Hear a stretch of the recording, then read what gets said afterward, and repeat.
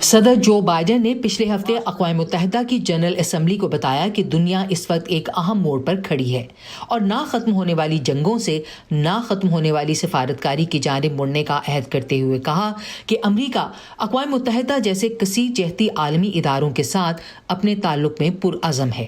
تاہم امریکہ کا ساتھ دینے والے افغان شہریوں کی ایک نامعلوم تعداد کو پیچھے چھوڑ دینے والے افراتفری سے پر انخلا کے بعد اب امریکہ کو درپیش خارجہ پالیسی کے کئی چیلنجز میں ایک اور کا اضافہ ہو گیا ہے۔ اقوام متحدہ میں امریکی وزیر خارجہ کو اس حوالے سے کچھ سخت سوالات کا سامنا کرنا پڑا ہے۔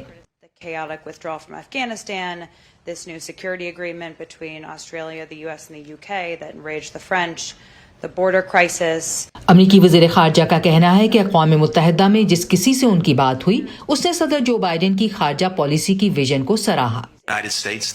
ایک ایسا امریکہ جو دوسرے ممالک کے ساتھ کام کرنے کے لیے پرعزم ہے، ایک ایسا امریکہ جو سمجھتا ہے کہ کووڈ سے لے کر ماحولیات اور ابھرنے والی ٹیکنالوجیز کے انتشار انگیز اثر تک وہ بڑے مسائل اور چیلنجز جن کا ہمیں اور ہماری عوام کو سامنا ہے اور جن کی بات ہم نے کی ہے، ان میں سے کوئی ایک بھی ایسا نہیں جس سے ہم اکیلے نمٹ سکتے ہیں۔ لیکن زیادہ تر ماہرین متفق ہیں کہ بائیڈن انتظامیہ کو خارجہ پالیسی کے محاذ پر کئی ناکامیاں دیکھنے کو ملی ہیں۔ ان میں فرانس کو ناراض کر دینا بھی شامل ہے۔ Certainly the center of gravity for this new administration's focus has been at home. یقیناً اس نئی انتظامیہ کے لیے توجہ کا مرکز ملک کے اندر اور وبا سے نمٹنا اور ویکسینز اور معاشی صورتحال ہے۔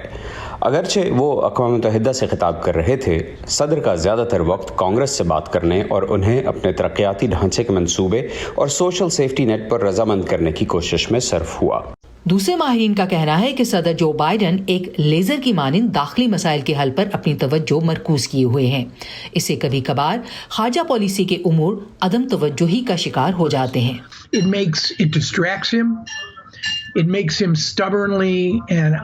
سب سے پہلے تو اس سے ان کی توجہ بڑھتی ہے، اس سے ان کی توجہ حد دھرمی کی حد تک اس پر مرکوز ہو جاتی ہے جو وہ کرنا چاہتے ہیں، اور وہ ہے ایک انقلابی صدر بننا۔ سینٹر فار امریکن پروگریس کے برائن کیٹولس کہتے ہیں کہ امریکی محکمہ خارجہ کے کچھ دیرینہ مسائل نے بھی ممکنہ طور سے اس میں کچھ کردار ادا کیا ہے۔ میرے خیال سے امریکی سفارتکاری اور اسٹیٹ ڈپارٹمنٹ نے کچھ محکماتی بوسیدگی کا سامنا کیا، خاص طور سے سفارتکاری کی سویلین سائڈ نے۔ یہ نیا نہیں، اور بائیڈن یا ٹرمپ انتظامیہ سے بھی اس کا تعلق نہیں۔